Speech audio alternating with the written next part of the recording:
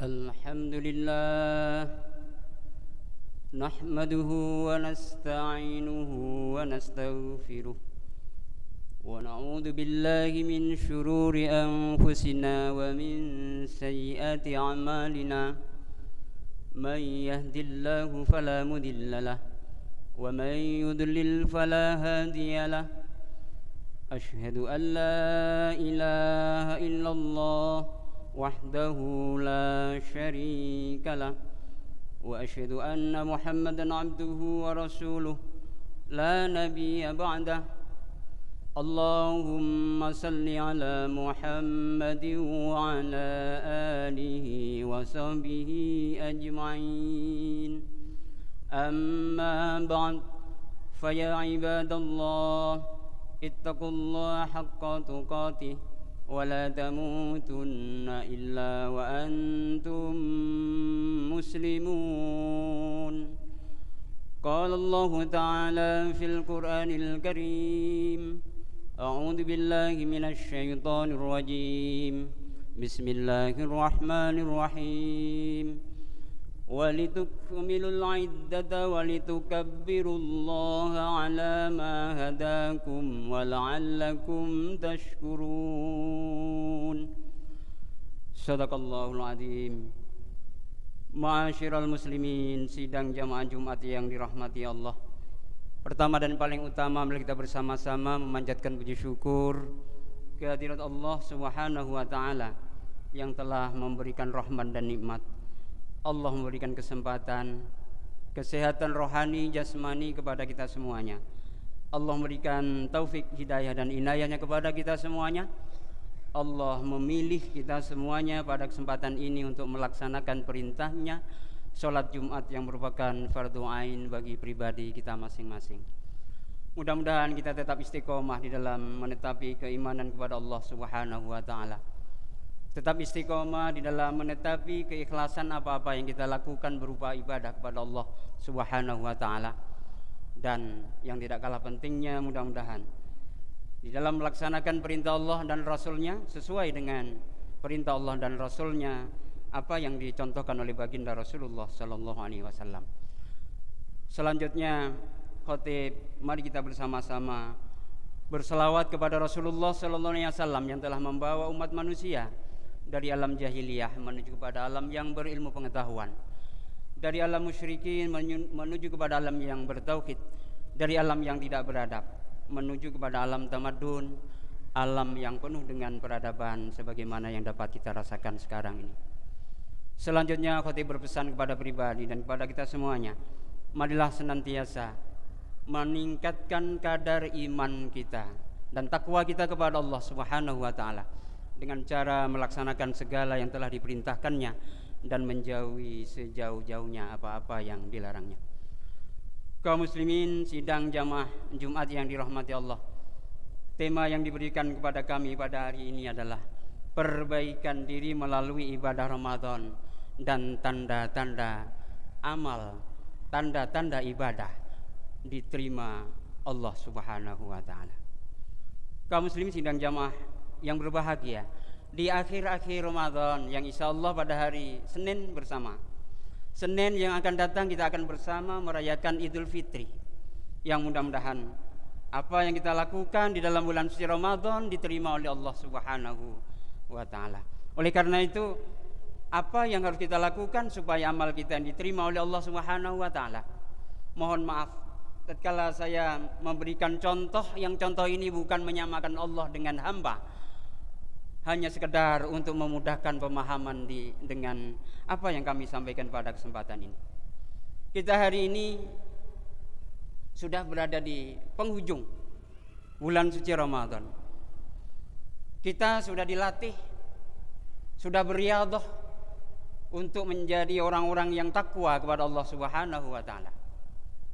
Ibarat mobil, ibarat Honda, kita masuk ke bengkel yang dengan harapan setelah masuk ke bengkel nanti perjalanan mobil, perjalanan Honda akan lancar, akan baik, dan kita pergunakan tidak mengganggu dalam perjalanan kita. Begitu umpamanya, yang mohon maaf ini hanya sekedar ilustrasi supaya lebih gampang untuk menerima apa yang saya sampaikan ini. Tatkala mobil atau Honda tentunya kerusakan berbeda-beda. Ada yang cukup hanya peonnya saja yang perlu diganti, mungkin karena retak atau pecah, atau mungkin hanya sekedar businya saja yang harus dibersihkan, atau ada ibarat Honda harus dibongkar pancung, bahkan mohon maaf ada yang harus dibongkar habis. Menjadi pertanyaan besar hari ini adalah, ada di antara umat Islam yang mesti dibongkar habis, tetapi ternyata dirinya tidak membongkar dirinya untuk memperbaiki dirinya dalam bulan Ramadan yang suci ini. Mohon maaf, tatkala di bulan ini tidak mampu kita perbaiki, rasanya tidak ada bulan lain yang lebih ampuh dari bulan-bulan yang lain. Bulan Ramadanlah yang paling ampuh untuk memperbaiki diri. Oleh karena itu pada kesempatan ini, persoalan ini yang kita bahas dalam waktu yang singkat ini, mudah-mudahan bisa kita perbaiki. Kaum muslim sidang jamaah berbahagia, insya Allah kita semuanya berdoa, diawali dengan kita memohon kepada Allah supaya mendapatkan bertemu dengan bulan Ramadan dan sudah dikabulkan oleh Allah. Hari ini kita minta supaya diberikan kesempatan untuk beribadah supaya mendapatkan Lailatul Qadar. Mudah-mudahan kita lakukan semuanya. Masih ada nanti malam lusa, dan insya Allah masih ada kesempatan sedikit lagi kita pergunakan dengan sebaik-baiknya. Apa yang dilakukan oleh Rasulullah tatkala ingin mengajarkan istrinya dan mengajarkan kepada kita semuanya untuk mendapatkan Lailatul Qadar itu, yang nilainya lebih baik daripada 1000 bulan. Rasulullah mengajarkan doa yang kedua-duanya insya Allah kita semuanya sudah hafal. Allahumma rzuqna Lailatul Qadri fi hadhihi sanati wa fi kulli sanati. Insya Allah semuanya kita sudah hafal. Ya Allah, ya Tuhan kami, berikanlah ya Allah Lailatul Qadar pada tahun ini, dan berikan kami pula Lailatul Qadar pada tahun-tahun yang akan datang. Tatkala kita berdoa semacam ini, artinya minta doa dipanjangkan umur kita, sudah berada di dalamnya. Satu doa lagi yang diajarkan oleh Rasulullah SAW kepada Aisyah, yang doa ini sangat terkenal dan kita semuanya membacanya. Mohon maaf, perbanyak lagi yang sudah membaca, perbanyak dan perbanyak, tidak perlu dibatasi. Allahumma innaka afun tuhibbul afwa fa'fu anni. Ya Allah, ya Tuhan kami, Engkau Maha Pengampun, Maha Pemaaf, mencintai kemaafan. Oleh karena itu ya Allah, ampuni saya. Doa itu diajarkan langsung oleh Rasulullah kepada istrinya. Itu yang pertama yang dilakukan oleh Rasulullah. Yang dilakukan Rasulullah yang kedua, beliau melakukan iktikaf di masjid. Untuk mendapatkan Lailatul Qadar, Rasulullah mengajarkan kepada kita dan dilakukan oleh beliau dengan iktikaf di masjid. Oleh karena itu yang belum, barangkali masih ada kesempatan, malam Sabtu nanti malam Minggu masih ada 2 malam lagi, insya Allah dapat kita laksanakan dengan sebaik-baiknya. Mudah-mudahan, mungkin Lailatul Qadar belum diturunkan oleh Allah. Yang mudah-mudahan kita di ujung-ujung bulan ini mendapatkan Lailatul Qadar yang nilainya lebih baik daripada 1000 bulan itu. Lalu Rasulullah mengajarkan supaya mendapatkan Lailatul Qadar banyak membaca Al-Quran. Tidak kami jelaskan lagi. Berikutnya Rasulullah banyak berzikir, mengingat Allah. Tidak kami jelaskan lagi waktu. Oleh karena itu 4 hal, mulai berdoa, banyak membaca Al-Quran, berzikir dan itikaf. Mudah-mudahan kita semuanya bisa melakukannya meniru Rasulullah, dan mudah-mudahan akan mendapatkan Lailatul Qadar. Kaum muslimin sidang jamaah yang berbahagia, ada 2 persoalan pada hari ini yang kita bahas secara singkat. Yang pertama, perbaikan diri melalui ibadah Ramadan. Coba boleh kita lihat nanti di dalam surah Al-Quran, surah Al-Baqarah ayat 183 sampai 188. yang kami mengambil intinya dari seorang mufassir yang kondang di zaman Rasulullah sallallahu alaihi wasallam, Ibnu Mas'ud. Kaum muslim sidang yang berbahagia, kita yang pertama pada bulan ini telah memperbaiki keimanan dan ketakwaan kita kepada Allah Subhanahu wa taala. La'allakum tattaqun, dan insyaallah sudah kita lakukan dengan berbagai amalan ibadah yang begitu padat yang kita lakukan. Mudah-mudahan akan mendapatkan ketakwaan, kelompok-kelompok orang-orang yang takwa. Lalu pertanyaannya, adakah ada jaminan dengan melaksanakan puasa ini menjadi orang takwa? Jawabannya tidak ada jaminan. Sangat tergantung kepada orang yang melaksanakan puasa itu sendiri. Kamin shaimin laisa lahu minas siyami ilal ju' wal atash. Betapa banyak orang yang melaksanakan ibadah puasa, akan tetapi mereka tidak mendapatkan pahala puasa itu, melainkan hanya lapar dan dahaga. Kenapa?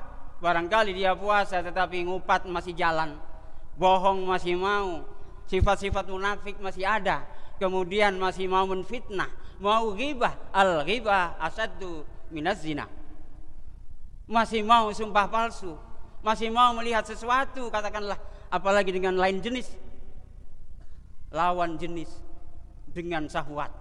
5 hal itu akan menghapuskan pahala puasa, meskipun puasa kita tetap sah. Karena definisi sah dalam ilmu ushul fikih adalah sesuatu, katakanlah ibadah yang telah terpenuhi syarat dan rukunnya. Puasa sah, tetapi pahalanya tidak didapatkan sama sekali. Kaum muslimin sidang jamaah yang berbahagia, yang kedua, kita telah memperbaiki kedekatan kita dengan Al-Quran. Bagaimana caranya? Mau membacanya. Baca. Pak, saya tidak bisa membaca, saya tertateh-tateh.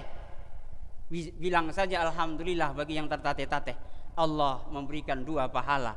Pahala tertateh-tateh membaca Al-Quran, dan pahala yang kedua sama dengan orang lain yang pandai membaca Al-Quran. Tetapi tidak hanya di situ. Yang tertateh-tateh belajar sampai bisa membaca Al-Quran sesuai dengan ilmu tajwid. Karena membaca Al-Quran sesuai dengan ilmu tajwid hukumnya wajib. Mengetahui ilmu tajwid hukumnya sunnah. Mau membacanya, rajin membacanya secara kontinu, yang insya Allah kita semuanya punya program, punya target. Ada yang 1 kali tamat dalam bulan ini, mudah-mudahan ada yang 2 kali tamat, ada yang 3, ada yang 4, bahkan ada yang 5, bahkan ada yang 6. insya Allah mudah-mudahan di antara kita ada yang melaksanakannya dengan sebaik-baiknya. Berikutnya mencoba untuk memahami Al-Quran. Setelah dia pahami, tadabbur namanya, lalu mengamalkan isi kandungan Al-Quran sebagaimana yang dilaksanakan oleh Rasulullah sallallahu alaihi wasallam. Kaum muslimin sidang jamaah Jumat yang dirahmati Allah. Yang ketiga, apa yang kita perbaiki kedekatan kita kepada Allah. Ini jelas tatkala kita ingin memperbaiki diri kita dengan Allah, salah satu cara dengan melakukan ibadah puasa.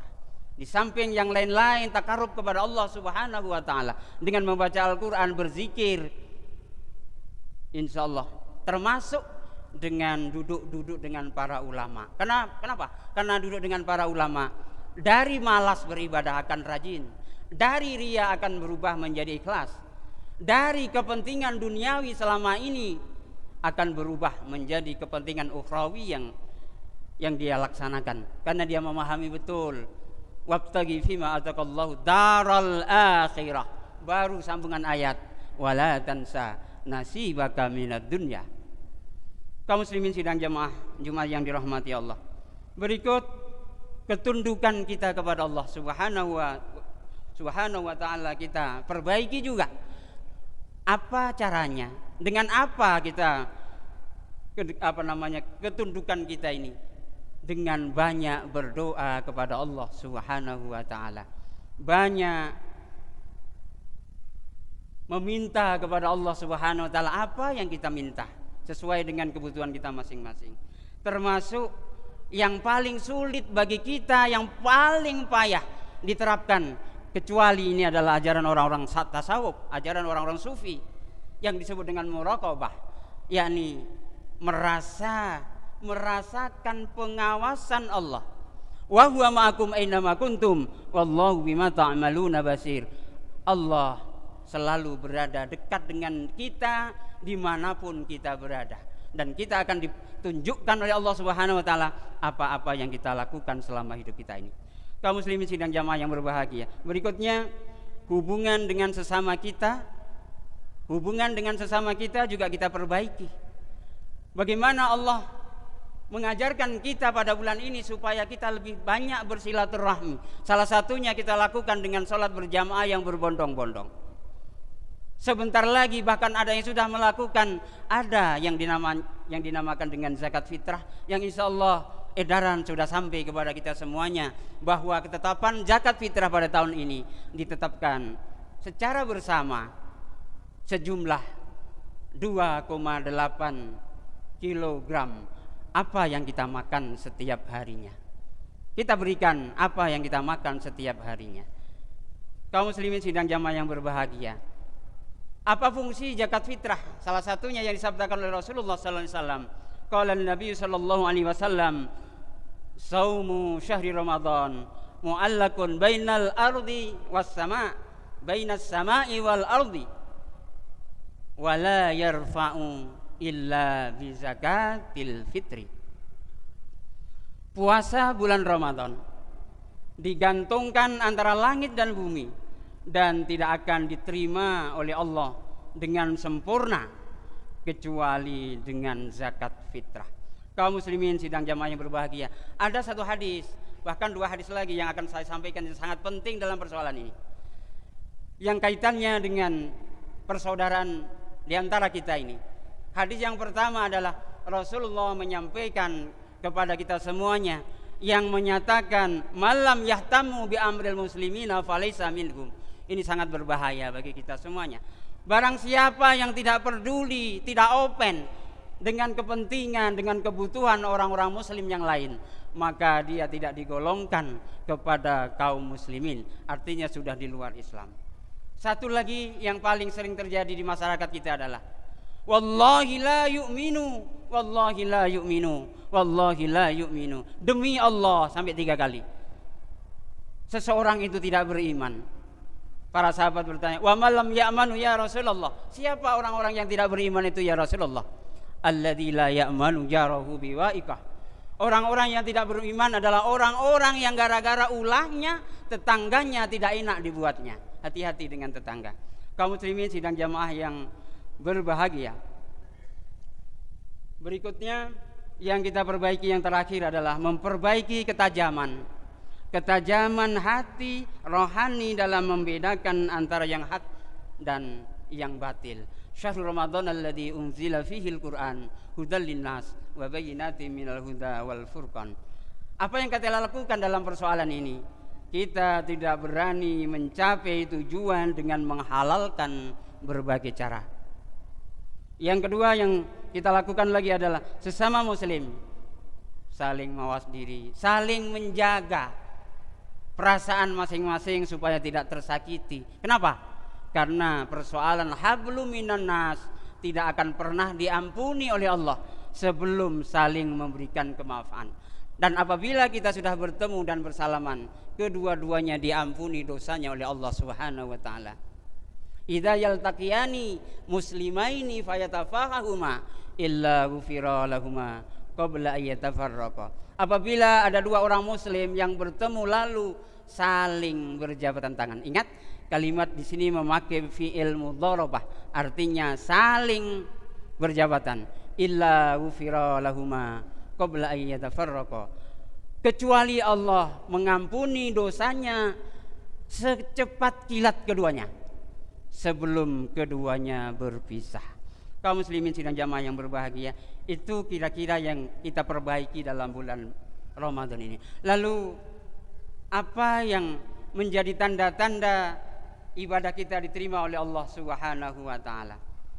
Yang pertama, orang-orang yang diterima amalannya di bulan Ramadan ini tidak kembali berbuat dosa setelah melakukan ketaatan.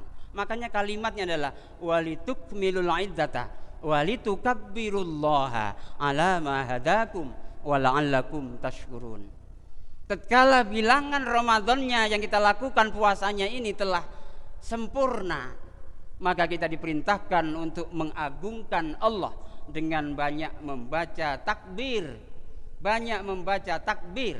dan sebagai tanda bersyukur kepada Allah Subhanahu wa taala atas hidayah yang telah Allah berikan kepada kita semuanya. Maknanya apa? Tatkala kita dalam bulan Ramadan telah dilatih dengan sebaik-baiknya, maka kita tidak akan kembali lagi kepada perbuatan yang dosa, perbuatan yang salah kepada Allah kita tinggalkan. Jangan sekali-kali kita menganggap mendapatkan bonus di bulan Ramadan ini lalu kita kotori lagi, apalagi sampai mengaku dirinya sudah suci. Tidak boleh kita mengatakan semacam itu. Rasulullah melarang keras. Wala tujakku, dengan kerasnya, wala tujakku anfusakum innallaha ya'lamu bi ahlil birri minkum. Jangan sekali-kali kamu mengatakan dirimu telah suci, dirimu telah banyak melakukan ibadah. Sesungguhnya hanya Allah yang maha mengetahui siapa di antara kalian semuanya, di antara kita semuanya, yang digolongkan oleh Allah sebagai ahlul bir, orang-orang yang selalu berbuat baik. Yang kedua, takut jika amalannya tidak diterima oleh Allah Subhanahu wa taala. Ibadah kita khawatir. Ini orang yang diterima amalannya justru takut setiap hari. Coba kita lihat seorang sufi Imam Ghazali. Berbeda dengan apa yang kita lakukan. Meskipun di dalam hadis orang yang puasa dua kesenangan yang Allah berikan. Kapan? Inda iftar, tatkala berbuka, tidak ada yang tidak senang. Kemudian inda liqa'i rabbi, tatkala berhadapan dengan Allah Subhanahu wa taala. Tetapi Al-Ghazali melakukan begitu selesai melaksanakan salat, begitu selesai melaksanakan zakat, selesai melakukan puasa, begitu berbuka lalu menangis. Tatkala ditanya kenapa menangis, beliau sampaikan dengan bahasa tawaduknya, karena takut amalannya tidak diterima oleh Allah Subhanahu wa taala, mengaku banyaknya kekurangan-kekurangan terhadap perintah Allah yang dilaksanakannya. Lalu mohon maaf, di antara kita ada yang terlalu pede seolah-olah amalan kita ini diterima oleh Allah Subhanahu wa taala. Dengan melaksanakan sholat misalnya yang serampangan, tatkala sujud belum lengkap anggota 7, kita sujud mengatakan sempurna, tetapi hanya yang kena lantai, hanya keningnya, bukan sujud itu namanya. Bukan begitu yang diajarkan oleh Rasulullah. Antara kening dengan hidung mesti terkena lantai, itulah sujud yang sebenarnya. Tangan bersejajar dengan telinga, perut dikempeskan, kaki dihentakkan, semacam itu. Lengkap 7 anggota tubuh, yang anggota sujud yang dilaksanakan 7 lengkap. Tetapi banyak yang belakangan ini tidak mau belajar, sehingga ya menganggap sudah selesai, menganggap sudah pandai. Mohon maaf, yang ujung-ujungnya sok pede dengan amalan yang serampangan itu, seolah-olah sudah dipastikan diterima oleh Allah Subhanahu wa taala. Mohon maaf. Berikut yang ketiga, orang-orang yang diterima amalannya di bulan Ramadan diberikan taufik melaksanakan amal soleh sesudahnya. Kita lihat sebuah kaidah. Min alamatil hasanati al hasanatu ba'daha. Sebagai tanda amalan itu bulan Ramadan diterima oleh Allah, apa yang kita amalkan ini, amalan itu kita lanjutkan setelah bulan suci Ramadan. Tatkala tidak dilaksanakan pada bulan Ramadan, apa-apa yang baik dan seolah-olah malah ditinggalkan sholat jamaahnya, tidak lagi melakukan yang baik-baik, itu bisa dipastikan secara ilmu amalannya tertolak, amalannya tidak diterima oleh Allah Subhanahu wa ta'ala. Berikut, menganggap remeh apa yang dilakukannya berupa ibadah. Di sini pernah saya sampaikan bahwa seorang hamba yang telah melaksanakan ibadah selama 500 tahun, Allah memerintahkan malaikat supaya menghadap Allah. Ternyata setelah menghadap Allah, apa yang terjadi? Wahai hambaku, kamu saya masukkan ke dalam surgaku karena rahmatku. Hamba yang melaksanakan ibadah, ya Allah, masukkan saya ke dalam surgamu karena amalanku. Allah menjawab yang kedua, wahai hambaku, kamu saya masukkan ke dalam surgaku karena rahmatku. Seorang hamba menjawab lagi, ya Allah, masukkan saya ke dalam surgamu karena amalanku. Lalu Allah menjawab yang ketiga, yang sama. Jawaban saya hamba juga yang sama. Jibril, timbang amalannya, apakah amalannya yang lebih berat atau rahmatku? Lalu Jibril melaksanakan. Setelah melaksanakan penimbangan, lapor, ya Allah, terlalu ringan ya Allah, terlalu ringan amal ibadahnya yang dilakukan selama 500 tahun jika dibanding dengan rahmatmu. Apa perintah Allah kepada Jibril? Jibril, seret dia ke neraka jahanam.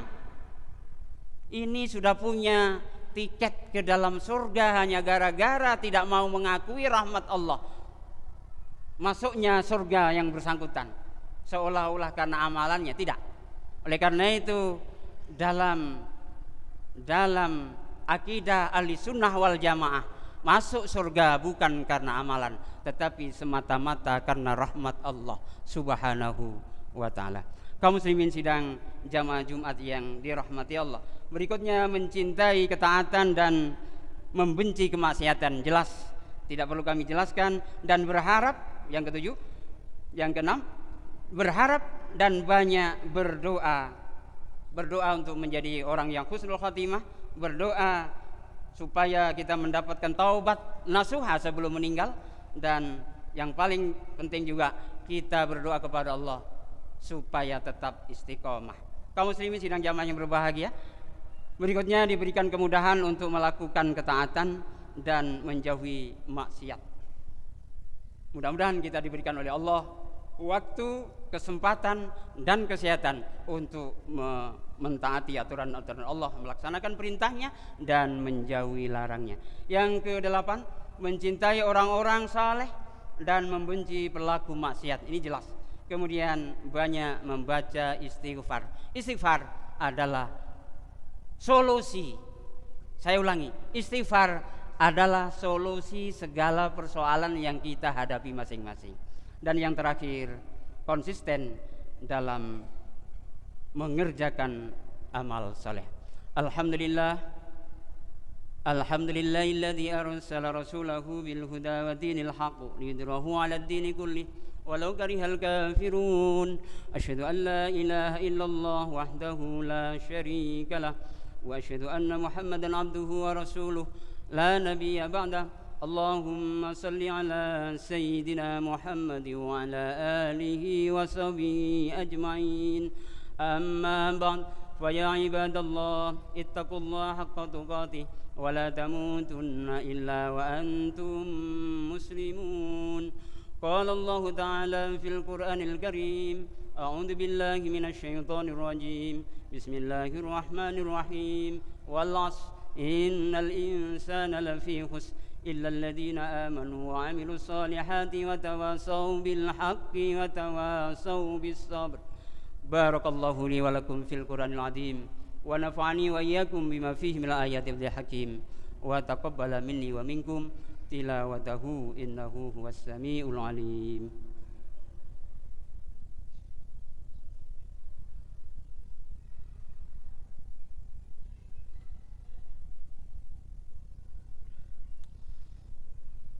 Alhamdulillah, alhamdulillahilladzi arsala rasulahu bil huda wa dinil haqq liyudhhirahu 'alad dini kullih walau karihal kafirun. Asyhadu an la ilaha illallah wahdahu la syarika lah wa asyhadu anna Muhammadan abduhu wa rasuluh la nabiyya ba'dah. Allahumma salli wa sallim ala sayyidina Muhammad wa ala alihi وصحبه أجمعين. أما بعد فيا عباد الله اتقوا الله حق تقاته ولا تموتن إلا وأنتم مسلمون. قال الله تعالى في القرآن الكريم: أعوذ بالله من الشيطان الرجيم. بسم الله الرحمن الرحيم. قل هو الله أحد الله الصمد لم يلد ولم يولد ولم يكن له كفوا أحد. إن الله وملائكته يصلون على النبي يا أيها الذين آمنوا صلوا عليه وسلموا تسليما. اللهم اغفر للمؤمنين والمؤمنات والمسلمين والمسلمات برحمتك يا أرحم الراحمين. اللهم أرنا الحق حقا وارزقنا اتباعه وأرنا الباطل باطلا وارزقنا اجتنابه. ربنا هب لنا من أزواجنا وذرياتنا قرة أعين واجعلنا للمتقين إماما. ربنا آتنا في الدنيا حسنة وفي الآخرة حسنة وقنا عذاب النار. عباد الله إن الله يأمر بالعدل والإحسان وإيتاء ذي القربى وينهى عن الفحشاء والمنكر والبغي يعظكم لعلكم تذكرون. ولذكر الله أكبر. أقم الصلاة.